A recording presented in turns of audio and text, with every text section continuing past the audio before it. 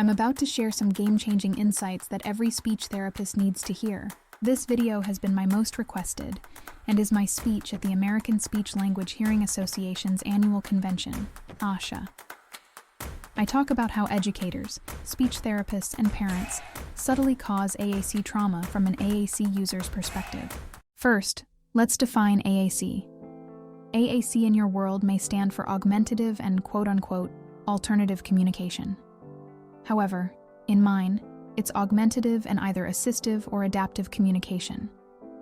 Speech is just one way to communicate. It's not the best, and it's not the best for everyone. Other forms of communication should not be seen as alternatives to speech. Speech is not a superior, nor always preferred form of communication. And for many people, it's their most difficult way to communicate, and everyone deserves an accessible way for their motor skills to access communication.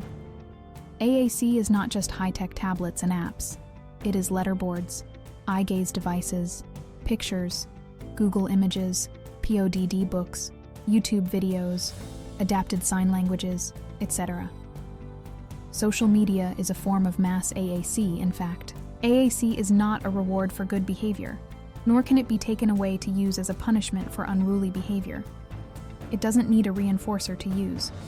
Communication and social sharing is its own reward and reinforcement. As communication professionals, please don't ever underestimate your role in schools, families, and individuals' lives. You became therapists because deep down you know how vital even simple communication is in the lives of every being, not just humans. Were you aware when you got into this possible role that disabled people would be recommending your therapy as the best, or even only therapy to families with disabled children? It's true. Many times autistic adults vehemently advise families to do speech therapy instead of traumatic or, at worst, abusive therapies like ABA. I always say that an SLP can change entire lives forever, for good or bad. What you say to educators in schools, to families in your practice, to the public when speaking about the speech and communication disorders you see. Coming from you, the speech therapists and audiologists, your words, opinions, and advice carry more weight than mine. Even though I am a disabled adult AAC user who has a unique view and experience on autistic speech acquisition, your words carry more weight to teachers, physicians, parents, and practically anyone else when it comes to language and speech for disabled people. Your credentials and experience make you the experts in this ableist society. What does all of this mean? It means that our community cannot wait for you, the speech therapists, to advocate for us when we aren't there. It means we don't have time for any imposter syndrome you might be going through, for you to start influencing those peers you have with way more experience than you.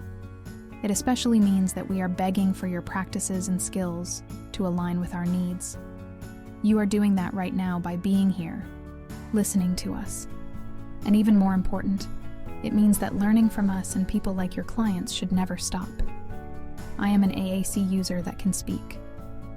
But there are tens of thousands of non-speaking AAC users of all kinds of modalities that have blogs, social media accounts, have written books, have documentaries on many platforms that shed a needed light on being non-speaking AAC users. There are also those who communicate in different languages or have various racial and cultural intersections. Your main sources of learning about AACUs and disabled people should come from AAC users and disabled people from every walk of life, with various backgrounds, with different disabilities. For instance, I am autistic and have epilepsy, so those are the only communication differences I may understand. And still, I would only deeply know my specific mixture of disabilities.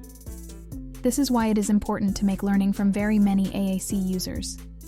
The most accurate research has large sample sizes. Only then will the best practices start to click and become like second nature. Much of what I am going to say are things that may be entirely out of your control in your given situation.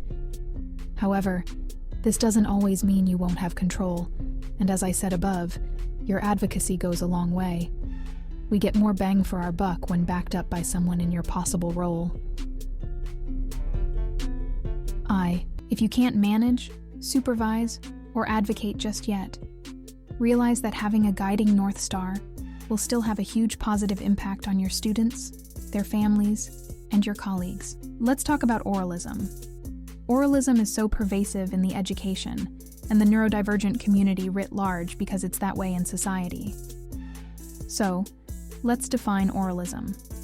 Basically, it is treating AAC differently than you would a speaking child's voice. It is a very sneaky internalization of a rule society has, that speech is the best form of communication. Written communication is seen as valid too, but only in certain situations. Therefore, people who can't even speak or write, just due to motor skills, disabilities are not treated as valid individuals in society at all. A good rule of thumb to test your lens on AAC and how to treat non-speech is to ask yourself in any case you may be thinking of. Would this be okay to do to a speaking, non-disabled child's voice from their mouths? For example, hiding words due to supposed overwhelm. Speaking and hearing children have access to hearing and saying all the words they ever heard or can read. When they say things we don't like, we, as a society, discipline them and warn them of consequences for such words. AAC users don't get to learn to filter their language through initial overwhelm of language if they don't have that time to process like their speaking counterparts do. Meaning, why do speech-privileged kids get every word thrown at them over their lifetime? Over the months and years they are alive, they get time to process and form language. Another aspect of censoring and hiding words from only AAC users is that they don't get to have the important exchanges of authority figures giving them advice on what things are okay to say and which are not. There is a cumulative effect of not having access to even the little interactions that non-disabled children get. This idea that mouth speech is superior to every other form of communicating belies this disparate treatment of speaking students versus non-speaking ones. This is the ableism of speech, aka oralism. The effects of this idea are seen all throughout how clients are treated and how often missed AAC opportunities there are in this world, like thinking that AAC should be given up when a student starts speaking more with their mouths, for instance. More on that later. Oralism is the main cause of AAC trauma. It is so pervasive that once you learn about it, you will start to see it everywhere from now on. We, as a society, have been indoctrinated to believe that speech is the best of all ways to communicate. So much so, that we rarely investigate those beliefs within ourselves by asking if they are helpful, or even just. We accept them as true, and act accordingly. So I call it AAC trauma as an organic name to what I have seen. On top of being a person who is autistic, use scripting to communicate, and learn to make my own spontaneous speech through writing, and use AAC devices often, I have also been trained as a communication teacher in a motor-based communication technique. I also have adult autistic friends that use motor-based systems, handwriting, or typing with keyboards, and I began to see that my students and clients simply refuse to use high-tech devices even though, because of their speech generation capabilities, they are the most accepted form of AAC due to oralism. From what I observed through my own AAC use, others' experiences, or was told outright, I began to see a pattern that arose from the responses and fears of using high-tech speech-generating devices from these implementation mistakes made by society and educators. Mistake number 1 is not understanding the role of apraxia and dyspraxia in AAC implementation. The rest aren't in any particular order of importance, but this one is the first one, due to how crucial it is to teaching and implementing AAC. I know many people are acquainted with apraxia of speech, but most aren't aware of whole-body dyspraxia. When I use apraxia or dyspraxia, I will be using them interchangeably. Both are the disorders that cause the brain-body motor disconnection inherent in up to 87% of diagnosed autistic people, according to many studies. Most of us come with varying degrees of brain-body disconnection problems. I would like to explain how it feels for me. Essentially, it's like a car that is extremely unreliable, but you have no choice but to drive it. This car you have been given is essentially your car for life. So, imagine you are driving this car. You know how to work cars, and inside you are an experienced driver. But you were given a car that when you press on the gas and drive, it doesn't do anything. And sometimes, it just doesn't go forward, no matter how hard you press on the gas pedal. Or maybe it lags and takes off way faster than you thought once the gas finally goes into the engine. Or maybe you hit the brake pedal, but instead, it just lurches forward and takes off, going as fast as possible. You push the brakes down even harder, but this time it reverses very fast instead. You hit the brakes again, and it just does donuts, and the wheel turns into a motor loop, and no amount of trying moves the steering wheel in the correct way. That's what it's like having a dyspraxic body. Inside your body is an experienced driver, but the movements are one of an unreliable, barely working car. Some people have parts of their bodies that work like this. Some people have entire bodies like this. Some people have entire bodies like this. Dysregulation is also the default due to anxiety. Imagine if you had to drive everywhere in that type of car. Wouldn't you be anxious it could work some days and some days it does not? If it could get stuck turning one moment and the next, it could be inside the grocery store. Dyspraxia is also on a spectrum, which is why some autistic people can speak or use AAC easier, while others can't. What does this look like in real life? It could look like a student trying to look at their AAC screen, but they cannot move their head or eyes in time for the adult to move it away, assuming the student didn't care about it or know what a communication device is.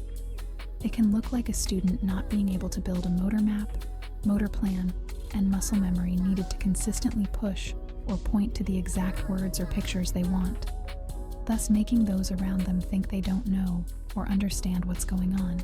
It can look like a student not being able to initiate movements on their own, so those around them think they aren't listening or paying attention to anything in their environment.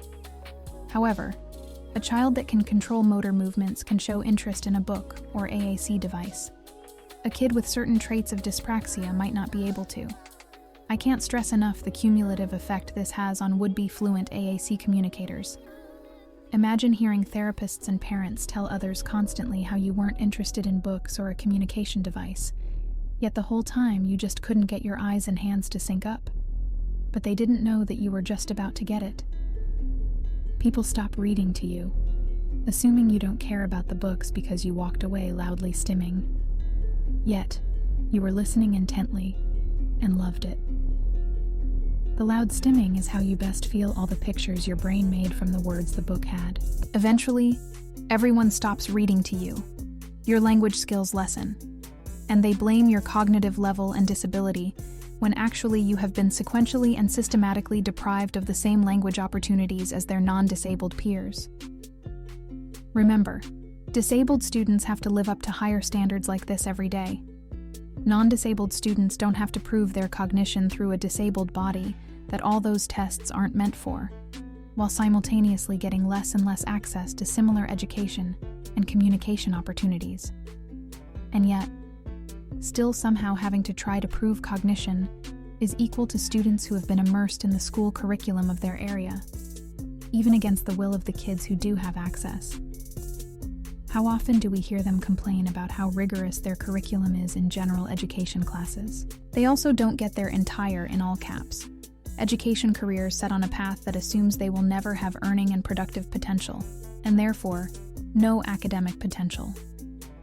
The only difference between a speaking autistic person that gets academic opportunities and one that never will is the arbitrary motor ability to synchronize one's breath, mouth, tongue, and vocal muscles. That's unfair to all of us autistic people. I call it the non-disabled, neurotypical sorting hat. They sort us by things that wouldn't even make sense to us. For instance, we would sort ourselves by interests, sensory loves, and needs, along with other more important categories. Outsiders use the dyspraxia-apraxia spectrum to tell us apart from each other. If you are a lucky autistic person that has sufficient motor skills in your mouth and hands, you get to go sit with the non-disabled kids. If not, or your motor system is too intertwined with your sensory system, you get separated, segregated, and sequestered from all others as if you are a pariah. It's all the quote-unquote praxias that non-autistic people see in us. And they make us pay one way or another from the very beginning of our school lives for their arbitrary categories. On to mistake number 2. Not knowing the importance of text in many AAC users' mental communication system, I am hyperlexic, and could read around age 2. But my own spontaneous speech was trapped in my head. I could enunciate and answer questions very well that had been practiced. My speech was mostly echolalia, palilalia from something I said before, and scripting from shows, movies, and most importantly, books. One thing I could always do is say something that I could read. In fact, still today, I can't say anything unless I see the text written out in my head. If I have similar word shapes stuck together, I might say the wrong word because I read to speak, like a mental teleprompter. Anecdotally, most of my non-speaking autistic friends also have said they could read very early, but had no way of showing it. What if they were left out of something I was fortunate enough to get access to? That was learning to write, also known as manipulating words, which gave me the eventual ability to manipulate the text in my brain. As a para-educator and communication tutor, I also see it in my students. Speaking or non-speaking, if I label something by text, spell it out vocally, write it on a whiteboard, etc., my students can actually use their mouths more. AAC, as all communication, helps all communication. So AAC helps speech. For my pre-high-tech AAC days, it was learning to write. For kids today, they have high-tech speech devices, sign language alphabets, letterboards, computer keyboards, writing, and many more things to assist them to communicate and possibly use speech as one way. It just may need to be awakened by text, words, and letters. Too often, the next thing I usually hear when I say this is that my clients can't read, or I don't even know if they can read. This leads to mistake number 3. Not presuming competence. Presuming competence means that we don't assume that a person has knowledge. It does mean assuming that person can always learn and be taught like any non-disabled person. It means that we assume a person can think critically and deeply like anyone else. We must understand that many intellectual, neurological, or developmental disabilities are really physical differences in the way a person can show their inherent intelligence, not the lack of said intelligence. Generally, it means lack of control of fine motor movements that make them appear to not understand, because they cannot move their mouths or eyes the way others do. Essentially, the appearance of intelligence is trapped behind bodies that are very physically and neurologically different than most people. Society is taught those motor differences mean thinking differences, but they don't, and it is society's job to make sure that all people who appear intellectually different know how to fully communicate their deep thoughts, instead of assuming they don't exist. Not presuming competence or intelligence is why many people stay stuck in their heads by lack of text. Too many people don't even bother to immerse our disabled students in text like they do for non-disabled kids. And for those like me, I realize I could have easily fallen through the cracks and never opened up communication. And then the presumption of faulty intellect would have been a self-fulfilling prophecy. What I had first was the presumption of competence and early access to text and being taught to write, not just physical handwriting, but the concept of being able to make words and thoughts with text is what I mean. How many students like me just needed more advanced grammar lessons, seeing other people write their thoughts, or text and keyboard on their AAC devices instead of symbols, to build that teleprompter-to-speech apparatus in their heads to get the mouth to coordinate. Which segues very well into mistake number 4. Acting like the personal enforcement tool of oralism. What I mean by this is that it is easy to forget that the point of AAC and language in general is to communicate. It's not to speak. There are so many other ways we communicate, and even we speakers don't prefer speech all of the time. We prefer text to phone calls, emails to long-winded spoken meetings, sending short videos, GIFs, and memes around that may say something better than we ever could have ourselves. We don't even prefer speech all the time, yet we again hold disabled students who actually have difficulty with speech to higher standards than we hold even non-disabled adults. What does this look like in practice? Deciding not to keep practicing multiple forms of AAC because speech is quote-unquote getting better, or not even introducing AAC so the student doesn't lose their will to speak. I think too many parents and professionals try to use their own neurotypical perception to understand their autistic loved ones or clients. But many times, that simply won't work because of misinterpretations. What is good for us may seem counterintuitive to neurotypical or non-autistic people. I have found this whole subject of speech, language, and literacy is one of those things. The way we work seems to be the opposite when it comes to speech. Speech, at least from what I have seen in autistic people, is inconsistent. That's definitely true for me. And for many of us, it isn't autism that causes it, but one of our many co-occurring conditions. For me, it's epilepsy. Before or after seizures, I either cannot speak or cannot say exactly what I want because the words just don't trickle down to my mouth. I liken my speech to a factory. My stream of thoughts is on a conveyor belt, which is headed for my mouth. So many times I go to say my thoughts and there is nothing available on the conveyor belt for my mouth to say, like my factory workers took a break. Other times, I have the words available, but my mouth forgets how to say the particular word, or says a word that's not even there, or that I was not thinking at all. Sometimes, it's the medicines we take that cause word-finding issues. Sometimes it's anxiety which causes situational speech shutdowns, or even total communication shutdowns, whether by writing, AAC, or speech. Also, the reason can change daily or over time. Whatever it is at the moment, because it is not always reliable, there need to be other ways to communicate. The parent and professional communities seem to mostly focus on total speech regression in early childhood. However, many people lose speech altogether in their early teens or early adulthood as well, especially if they have epilepsy or eventually get it. So, it makes sense to always have a well-practiced form of communication, or even a few actually, so that they are second nature to use in emergency situations. During those moments, we really can only rely on things that are instinctive. But also, we need sensory-safe ways to communicate. Sometimes sensing emotions is also overwhelming. So, in cases where a speaking autistic person may find themselves in a situation that's sad, exciting, angering, extremely joyful, etc. Strong emotions, like any overwhelming sense, interferes with my factory's ability, like maybe inclement weather might cause interruptions in a real factory. Many times, being able to use other ways to communicate might still be available. Texting in a different room is another safe way to communicate without being overwhelmed by others' emotions or feelings. Pictures might be more accessible in cases where words are failing. Giving someone a way to draw a picture might also be helpful. Sign languages are great too, and always available like the mouth, because they are a part of the body.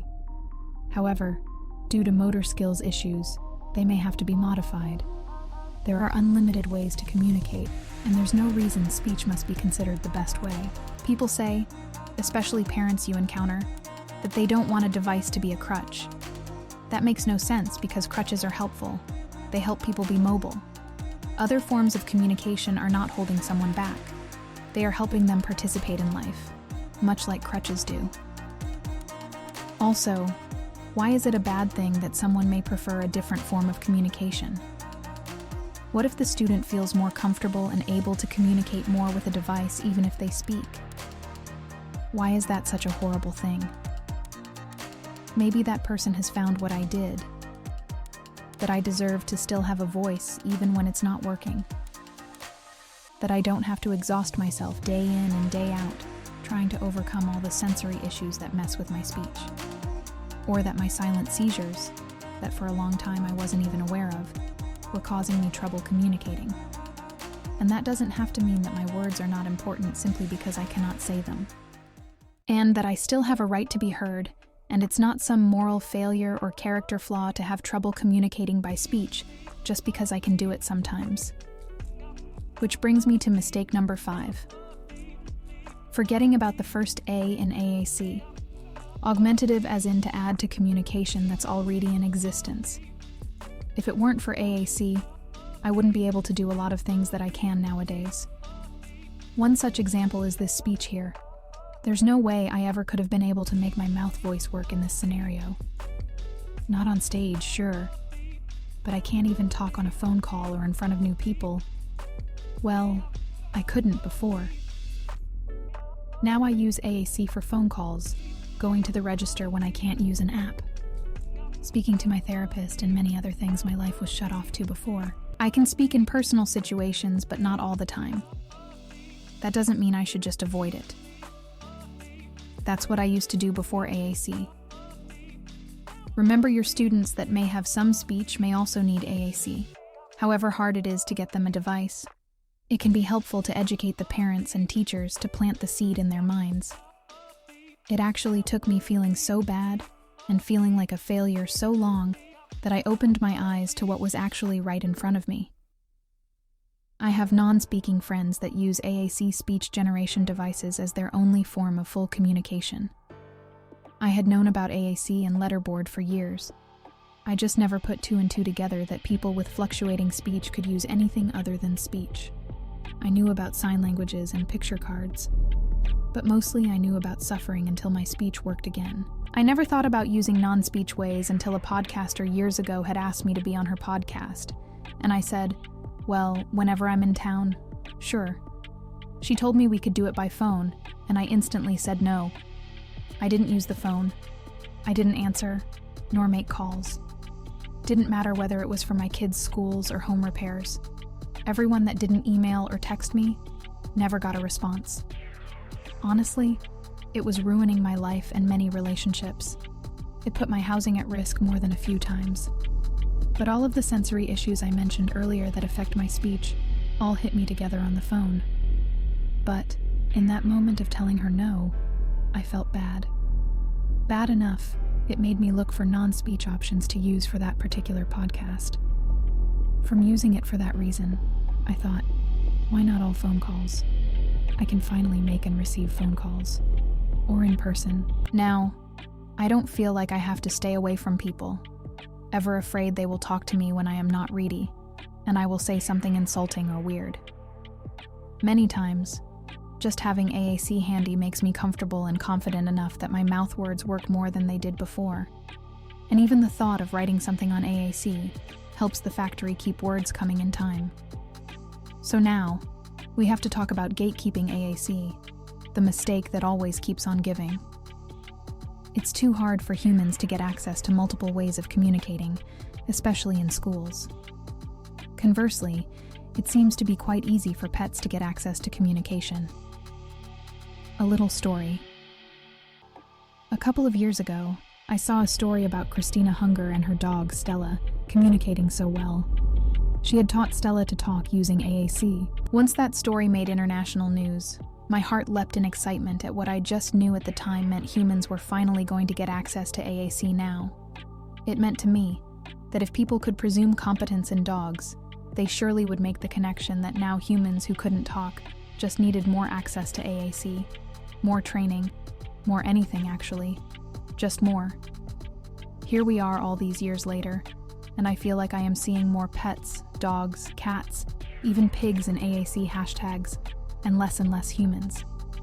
Nothing has changed, and I am still wanting to bang my head in absolute frustration, but more now that even pets get more communication access and have their rights observed way more than humans. I am not hating on animals having communication. I love that. But time and time again, our society shows it values pets more than certain types of humans. It's so extremely hard not to get discouraged by all the missed AAC opportunities to put it in the hands of millions when you see all the gatekeeping that is happening around you. I have already talked about gatekeeping words on AAC devices by hiding words, so the person doesn't get overwhelmed, which isn't presuming they have the competence and ability to overcome that overwhelm and eventually sort it out. We also censor words on people's devices, which is another form of treating their AAC speech differently from they would if they could use their mouth speech because we can't tape their mouths. Think if we are so willing to gatekeep AAC buttons, let's look for the bigger picture of gatekeeping. We as educators and therapists must know the different devices and know what little things are different about each one, or we are gatekeeping access to the proper, in all capital letters, proper program for their needs. Are we gatekeeping access at certain times? Like, can the student use their devices or systems in class, in specials, in therapy, and at home. Are we saying to them that they are only allowed to communicate in specific places at specific times because we have to gatekeep where they can take it based on arbitrary rules and policies? I would like to point out that we do this and then say the student has trouble generalizing where to use the device, or they resist using it in certain places. You know, it's never the system's rules to blame. It's always the student's lack of understanding and their degree of disability at fault. Are we starting to gatekeep from the first day they even get access to a device? Many times I see therapists and educators start on such large buttons, which means a small grid and very few words available on the home screen. This form of gatekeeping comes from not presuming competence, as I have mentioned, but it also signifies a misunderstanding in the motor system. How can a student practice pushing and seeing smaller buttons if they never get access to showing they can? That means they should start off with more words and then go down, not the other way around. Don't start from the bottom, because that actually makes it harder to ever get the practice in overtime. Plus, no human or even artificial intelligence can know what anyone else has to say or is thinking about. This means that pictures are not always going to work on AAC or otherwise. If an AAC device is in symbols, or there are picture cards, that means someone else is basically choosing what a person can or cannot say. Therefore, using pictures, symbols, or icons are inherently gatekeeping language. That's crucial to remember, because it's the reason learning and being surrounded by literacy, along with communication and education, is the priority number one. Another pernicious form of gatekeeping AAC is expecting too much. Again, I will point out how much disabled students don't get the benefit of the doubt and are expected to perform more faster than their non-disabled counterparts. The main example of this is expecting a person to be proficient in a short window of time. AAC is its own new language introduced to a student and their family. They usually don't have support by trained, knowledgeable AAC experts when they start. They are then expected to have been able to communicate with this brand new language that they see nobody, in all caps, in their real lives using it to communicate, so there's no way of it being second nature or instinct to use. The unfair expectation is to have bypassed all the hours of speech immersion that starts even before birth in hearing kids that can speak. We are talking thousands of hours of a head start. There are very little opportunities, or let's face it, no opportunities for kids to be immersed in their new AAC languages. Yet, we take it after a year of never modeling it and say that kid just doesn't get it, or that the client isn't interested in AAC. They don't even get to practice on it like a baby would be encouraged to go through the babbling phase. They can't do even a little bit of exploration without someone saying they are just stimming on it, or its play behavior with the device. They then get a mark on their record and never get offered it again. Nobody tries to reintroduce because the record says they just didn't understand the point of it. Yet, another drop in the sea of missed AAC opportunities. It's acceptable to stop a non-speaking kid's access to writing if they can't do it in time. Non-disabled kids will keep being taught handwriting and typing every year until they get it. Disabled students get less chances even with more disabled bodies that really need even more chances for something to click. Another form of gatekeeping that's been devastating to the lives of those with communication disabilities. This one goes along with mistake number one that I mentioned previously. Not understanding how vital the role apraxia and dyspraxia may play in potential AAC usage. That means gatekeeping modalities too. Some forms of communication may provide more assistance in the motor skills area, which should be okay if one understands the motor difficulties. For some reason, providing the motor help at the beginning through some modalities is looked down upon, which causes many to always have to prove their cognition is real. Always needing to prove oneself is only reserved again for the disabled, particularly the non-speaking members of our society. Evidence-based modalities are said to be the gold standard, but I look around my classrooms, those of my other clients, those of my own kids, and the therapist's offices of my own past. I need to be honest. I see a lot of missteps with AAC implementation across the system as a whole, over decades.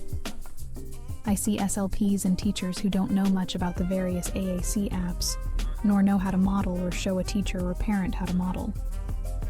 What I don't see is a lot of fluent AAC users going through the ranks. This is not because high-tech AAC or any AAC is difficult to model, teach, or start.